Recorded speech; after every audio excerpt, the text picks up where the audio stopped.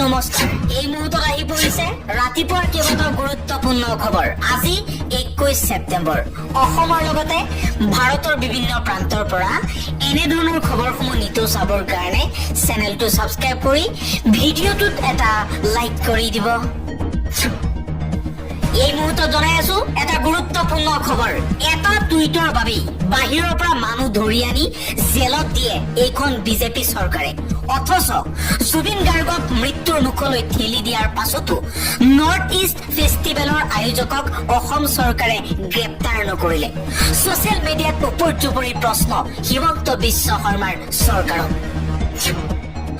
পৰৱৰ্তী খবৰ ক্ষমতাৰ খকে মূৰত ধৰিছে বিজেপি নিৰ্বাচনৰ ভূত পাৰুকৈয়ে লাগিছে বিজেপিৰ গাত নিকৃষ্ট গৰিহণা দিয়াৰো ভাষা এতিয়া নাইকিয়া হৈ পৰিছে শিল্পী জুবিন গাৰ্গৰ মহাপ্ৰয়াণত শোক স্তব্ধ হৈ পৰিছে সমগ্ৰ ৰাজ্য কিন্তু তেনে সময়ত যোগদান সভাত ব্যস্ত হৈ পৰিছে বিজেপি যোগদান সভাত ব্যস্ত হৈ পৰিছে অসম প্ৰদেশ বিজেপিৰ সভাপতি দিলীপ শইকীয়া মন্ত্ৰী জয়ন্ত মল্ল বৰুৱা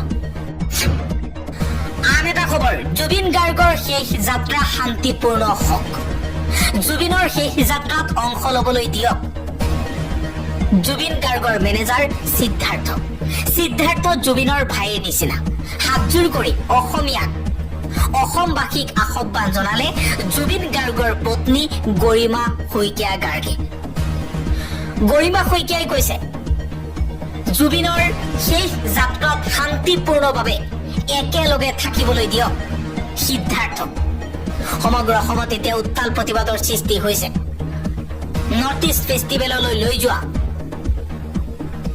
যিসকল লোক আছিল সেই সকলোকে জগৰীয়া কৰিছে অসমবাসী ৰাইজে পৰৱৰ্তী খবৰ এদিন দুদিনৰ বাবে নহয় ভৱিষ্যতৰ বাবে জুবিনৰ শৰীৰ সংৰক্ষণ কৰিব লাগে চৰকাৰে জুবিন গাৰ্গৰ নশ্বৰ দেহ সংৰক্ষণ কৰাৰ দাবী বিধায়ক অখিল গগৈৰ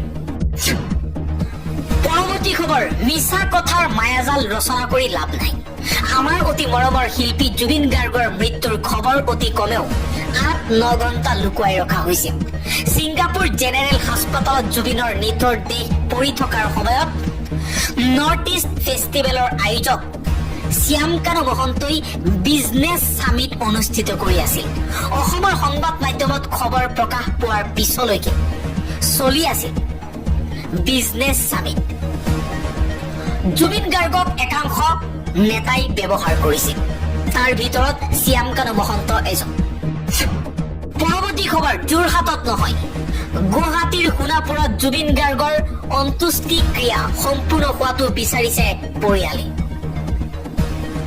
যোৰহাট জুবিন গাৰ্গৰ পিতৃৰ নিজা ঘৰ আছে কিন্তু গুৱাহাটীত থাকে জুবিন গাৰ্গৰ পৰিয়াল বৰ্তমান সময়ত জুবিন গাৰ্গৰ পিতৃ অসুস্থ হৈ পৰিছে পত্নী গৰিমা শইকীয়া গাৰ্গ অসুস্থ হৈ পৰিছে যাৰ বাবে যোৰহাটৰ পৰিৱৰ্তে গুৱাহাটীৰ সোণাপুৰতে জুবিন গাৰ্গৰ অন্ত্যেষ্টিক্ৰিয়া সম্পূৰ্ণ হোৱাটো বিচাৰিছে পৰিয়ালে আন এটা খবৰ প্ৰতিবাদৰ অভিনেতা মোহন লাললৈ দাদা চাহেব ফাল্কে সন্মান আগবঢ়াইছে চৰকাৰে বিভিন্ন ছুপাৰহিট ছবিত অভিনয় কৰিছে মোহন লালে বিভিন্ন সময়ত বিতৰ্কতো সোমাই পৰিছিল অভিনেতা মোহন লাল চৰকাৰে মোহন লালক দাদা চাহেব ফাল্কে বঁটাৰে সন্মানিত কৰিছে 2025 চনত পৰৱৰ্তী খবৰ কাকো খাতিৰ নকৰা মানুহজন গলগৈ জাতি ধৰ্ম ভগৱান নথকা মানুহজন হঠাৎ গলগৈ মানুহ বুলি কোৱা মানুহজনো গলগৈ তেওঁ নিস্বাৰ্থভাৱে সকলো মানুহকেই মৰম কৰিছিল তেওঁ সদায় সাধাৰণ মানুহৰ লগত উঠা বহা কৰিছিল কিন্তু তেওঁ কাকো খাতিৰ নকৰো বুলি স্পষ্টভাৱে ক'ব পাৰিছিল সেয়া লাগিলে শাসক পক্ষৰ নেতাই হওক বিৰোধী পক্ষৰে নেতা হওক যিমান ডাঙৰে নেতা নহওক কিয় তেওঁ চিধা কথা কৈ ভাল পোৱা মানুহ আছিল জুবিন গাৰ্গ পৰৱৰ্তী খবৰ মুখ্যমন্ত্ৰী হিমন্ত বিশ্ব শৰ্মাই ডাঙৰ খবৰ সমগ্ৰ অসমবাসী ৰাইজক দিছে। কিছু সময় পূৰ্বে হিমন্ত বিশ্ব শৰ্মাই কৈছে জুবিন গাৰ্গৰ নশ্বৰ দেহ অৰ্জুন ভোগেশ্বৰ বৰুৱা ক্ৰীড়া প্ৰকল্পত আজি পুৱা 9 বজাৰ পৰা সন্ধিয়া 7 বজালৈ ৰখা হ'ব। অসমৰ হিয়াৰ আমঠু জুবিন গাৰ্গক ইয়াতেই ৰাইজে শ্ৰদ্ধাঞ্জলি জনাব পাৰিব। সকলোকে শৃংখলা বজাই ৰাখিবলৈ অনুৰোধ জনোৱা হৈছে বুলি মন্তব্য কৰিছে হিমন্ত বিশ্ব শৰ্মাই। আজি ৰাতিপুৱা 9 বজাৰ পৰা জুবিন গাৰ্গৰ নশ্বৰ দেহ অৰ্জুন ভোগেশ্বৰ বৰুৱা ক্ৰীড়া প্ৰকল্পত ৰাতিপুৱা 9 বজাৰ পৰা সন্ধিয়া 7 বজালৈ ৰখা হ'ব বুলিও মন্তব্য কৰিছে হিমন্ত বিশ্ব শৰ্মাই। পৰৱৰ্তী খবৰ, জুবিন গাৰ্গৰ মৃত্যুৰ পটভূমি কি আছিল সেই সত্য জনাৰ বাবে তদন্তৰ প্ৰয়োজন আছে। কিন্তু জুবিনৰ মৃত্যুৰ স্থান যিহেতু এখন বহিৰাষ্ট্ৰ, সেইবাবে এই তদন্ত CIDয়ে কৰিব নোৱাৰে, ৰাষ্ট্ৰীয় সংস্থাৰ দ্বাৰা কৰাব লাগে। জগদীপ ভূঞাই এই দাবী উত্থাপন কৰিছে চৰকাৰক। CIDৰ পৰিৱৰ্তে CBI অথবা ৰাষ্ট্ৰীয় সংস্থাৰ দ্বাৰা অথবা উচ্চতম ন্যায়ালয়ৰ অৱসৰপ্ৰাপ্ত ন্যায়াধীশৰ দ্বাৰা তদন্ত কৰাব লাগে বুলি বহুতে প্ৰশ্ন উত্থাপন কৰিছে, দাবী উত্থাপন কৰিছে চৰকাৰক। পৰৱৰ্তী খবৰ, তদন্ত হ'ব বুলি ক'লেই মোৰ সন্দেহ হয়। এইবাৰ জুবিন গাৰ্গক লৈ মন্তব্য কৰিছে এঞ্জেলা চাংমাই। এঞ্জেলা চাংমাই কৈছে তদন্ত হ'ব বুলি ক'লেই মোৰ সন্দেহ হয়। অসমীয়াৰ বিশ্বাস বহুবাৰ ভাঙিছে, এইবাৰ কিন্তু নোৱাৰিম। অন্তত জুবিন গাৰ্গক লৈ কম্প্ৰমাইজ নকৰাই ভাল অসমীয়াই। সময়ে কাকো ক্ষমা নকৰে।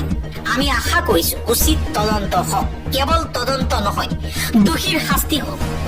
বন্ধ হওক চৰকাৰৰ সহযোগিতাত অনুষ্ঠিত হোৱা কিছু এনে সাংস্কৃতিৰ বেপাৰ। মুখ্যমন্ত্ৰী মহোদয়, আপোনাক বিশ্বাস কৰিছো, আপুনি অন্তত আমাক প্ৰকৃত সত্য জানিবলৈ দিয়ক।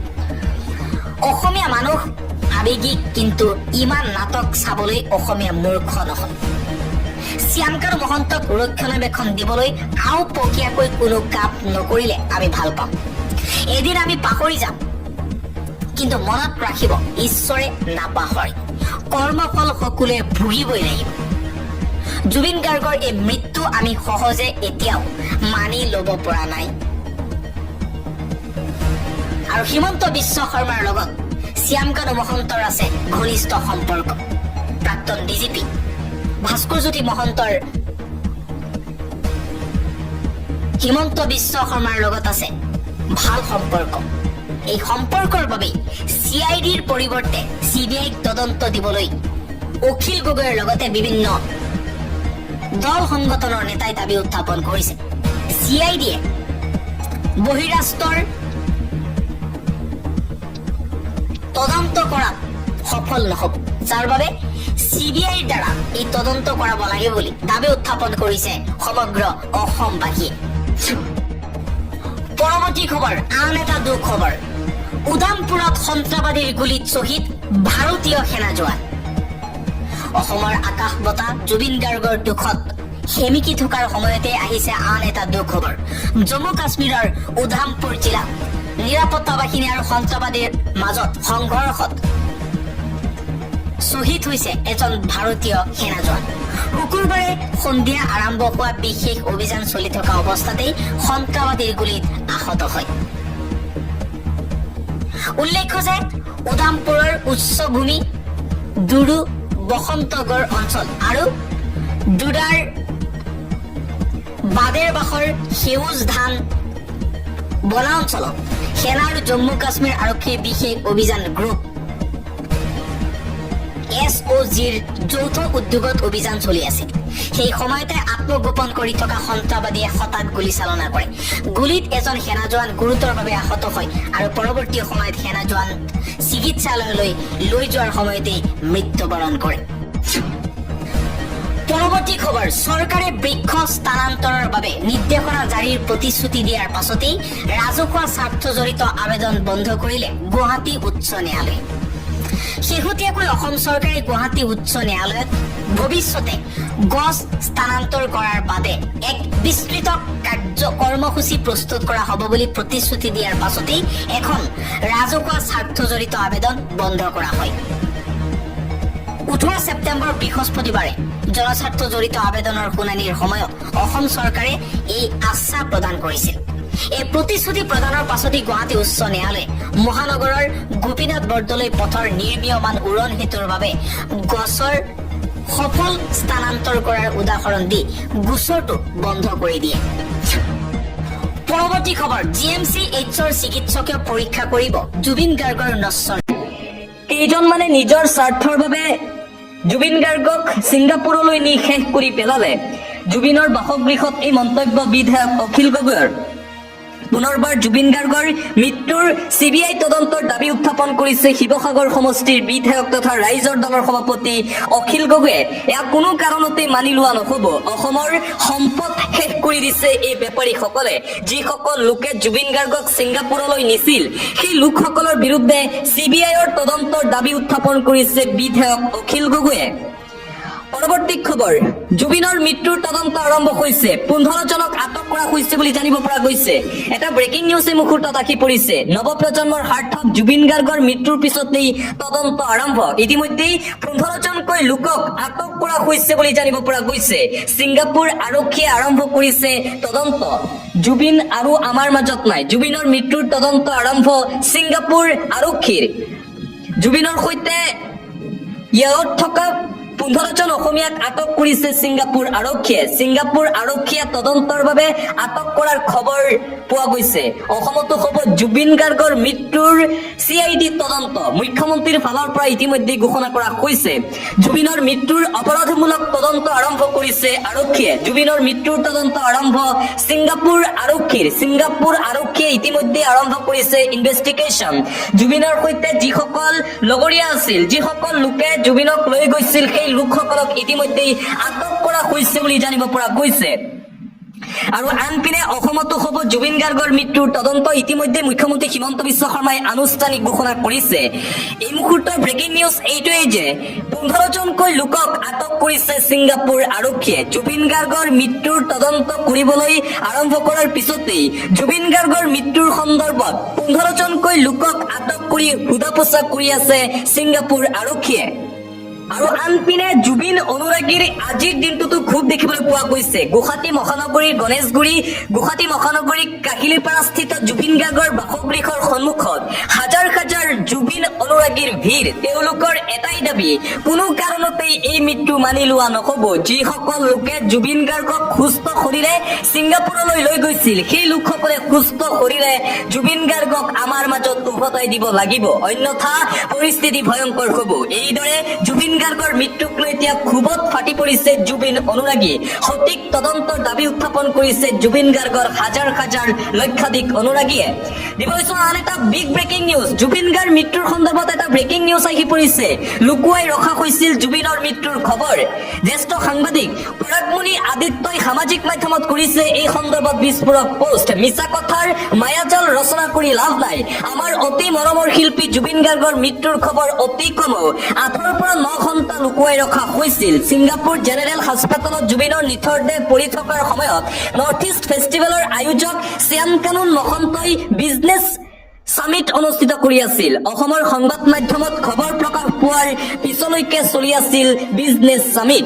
নৰ্থ ইষ্ট ফেষ্টিভেলৰ মূল আয়োজকে কমেও 8 ঘণ্টালৈ নিচেই ওচৰতেই থকা হাস্পাতাললৈ যোৱাটো দায়িত্ব বুলি নাভাবিলে। অসমৰ সংবাদ মাধ্যমক বিয়লি প্ৰায় 3 বজালৈ বিশেষ একো হোৱা নাই ধৰণৰ ধাৰণা এটা দি বিভ্ৰান্ত কৰি ৰাখিবলৈ চেষ্টা কৰিলে নৰ্থ ইষ্ট ফেষ্টিভেলৰ আয়োজকসকলে। পৰাগমণি আদিত্যৰ সামাজিক মাধ্যমত এই বিস্ফোৰক পোষ্ট। জুবিন গাৰ্গৰ মৃত্যুৰ খবৰ লুকুৱাই ৰখা হৈছিল। এটা ব্ৰেকিং নিউজ এই মুহূৰ্তত আপোনালোকক জনাই আছো। জুবিন গাৰ্গৰ মেনেজাৰ সিদ্ধাৰ্থ শৰ্মাই ঘটনাৰ বিষয়ে গুৱাহাটীৰ 2-এজনক অৱগত কৰিছিল যদিও সকলোকে মুখ বন্ধ ৰাখিবলৈ কৈ থৈছিল। ছিংগাপুৰ অসম এছ'চিয়েশ্যনৰ প্ৰকৃত সত্য শুক্ৰবাৰে বিয়লি 3 বজালৈ লুকুৱাই ৰখাই নহয়, সকলোকে বিভ্ৰান্ত কৰিছিল। ইহঁতত প্ৰমোদ ভ্ৰমণৰ কাৰ্যসূচী জুবিনৰ মেনেজাৰ সিদ্ধাৰ্থ শৰ্মাৰ সৈতে অভিমন্যু তালুকদাৰে চূড়ান্ত কৰিছিল। বৃহস্পতিবাৰে নিশা হোটেলত বহু দেৰিলৈকে এক সংগীত অনুষ্ঠান আৰু পাৰ্টিত অংশগ্ৰহণ কৰাৰ পিছত পুৱতি নিশা জুবিনক অয়তলৈ উলিয়াই নিছিল। অয়তৰ এই ভ্ৰমণসূচী কোনো সামাজিক দায়বদ্ধতা থকা অনুষ্ঠানৰ পৰিৱৰ্তে কেইজনমান প্ৰৱাসী অসমীয়াৰ প্ৰাইভেট বিচ পাৰ্টিহে আছিল। ব্যক্তিগত প্ৰমোদৰ বাবে ছিংগাপুৰ অসম এছ'চিয়েশ্যনৰ এই নাম ব্যৱহাৰ কৰিছিল। এছ'চিয়েশ্যনৰ প্ৰতিজন সদস্যই প্ৰথমে CPR ব্যৰ্থ হোৱাৰ পিছৰ পৰা সঠিকভাৱে অনুধাৱন কৰিছিল যদিও দীঘলীয়া সময় বিভ্ৰান্তমূলক প্ৰচাৰ চলাই প্ৰকান্তৰে ঘটনাক অন্য ৰূপ দিবলৈ চেষ্টা কৰিছিল। শুক্ৰবাৰে বিয়লি প্ৰায় 3 বজালৈ নৰ্থ ইষ্ট ফেষ্টিভেললৈ যোৱা অসমৰ বেছিভাগ অতিথিকে জুবিনৰ বিষয়ে মিছা তথ্য দিয়া হৈছিল। এই অভিযোগসমূহ যিহেতু অতি স্পৰ্শকাতৰ, সেয়েহে ইয়াৰ পূৰ্ণ পৰ্যায়ৰ তদন্ত হোৱাৰ লগতে 3টা পক্ষক নৰ্থ ইষ্ট ফেষ্টিভেলৰ আয়োজক অসম এছ'চিয়েশ্যন, ছিংগাপুৰৰ নিৰ্দিষ্ট লোককেইজন আৰু জুবিনৰ মেনেজাৰ সিদ্ধাৰ্থ শৰ্মাকে ধৰি সংগীকেইজনক অধিক বিভ্ৰান্ত সৃষ্টি কৰিব নোৱাৰাকে বিচাৰৰ আওতালৈ অনাৰ প্ৰয়োজনীয়তা আছে বুলি অনুভৱ কৰিছো। বিষয়টো এনেকৈ এৰি দিব নোৱাৰি।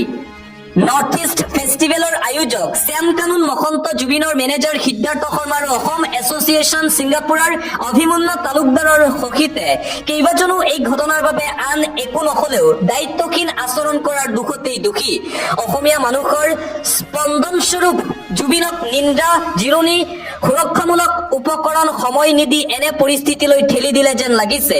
গুৱাহাটীৰ সংবাদ মাধ্যমে প্ৰথম খবৰ পাওঁতেই নেতিবাচক বুলিয়েই শুনিছিল।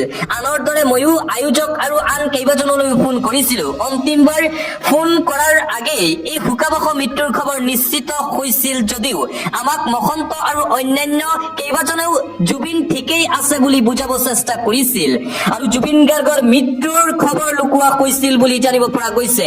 এটা বিগ ব্ৰেকিং নিউজ এই মুহূৰ্তত আহি পৰিছে। জুবিন গাৰ্গৰ মৃত্যু হোৱাৰ 8-9 ঘণ্টাৰ পিছতহে প্ৰকৃত খবৰ পোহৰলৈ আহিছিল। কিয় জুবিন গাৰ্গৰ মৃত্যুৰ খবৰ লুকুওৱা হৈছিল, সেয়া এই মুহূৰ্তৰ আটাইতকৈ ডাঙৰ প্ৰশ্ন। জুবিন গাৰ্গৰ মৃত্যুক লৈ ন ৰহস্য এতিয়া ফাদিল হৈ আছে।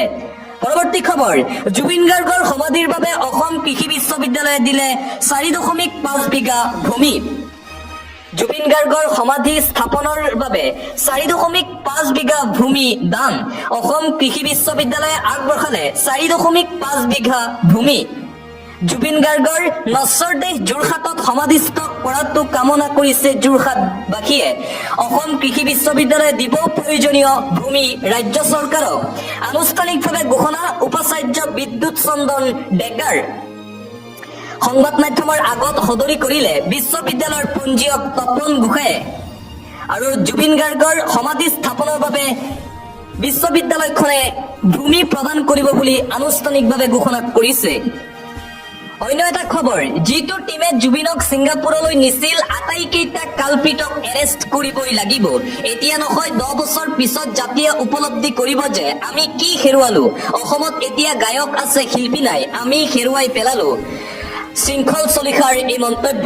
জুবিন গাৰ্গৰ বাসগৃহত আজি উপস্থিত হৈছিল বীৰ লাচিত সেনাৰ নেতা শৃংখল চলিহা। জুবিনৰ বাসগৃহত উপস্থিত হৈয়ে উচুপি উঠিল শৃংখল চলিহা। কান্দি কান্দি এইদৰে মন্তব্য কৰিলে শৃংখল চলিহাই। পৰৱৰ্তী খবৰ, জুবিন গাৰ্গৰ মৃত্যুৰ বাবে দুদিনীয়াকৈ ডিব্ৰুগড় জিলা বন্ধ ঘোষণা কৰা হৈছে। Eastern Assam chamber of commerce and eastern ইণ্ডাষ্ট্ৰীয়ে জুবিনৰ মৃত্যুত শোক প্ৰকাশ কৰি 20 আৰু 21 ছেপ্টেম্বৰত ঘোষণা কৰে বন্ধ। ইফালে যাত্ৰীবাহী বাহন চালক সন্থায়ো বন্ধ ৰাখিছে বাহনৰ চলাচল।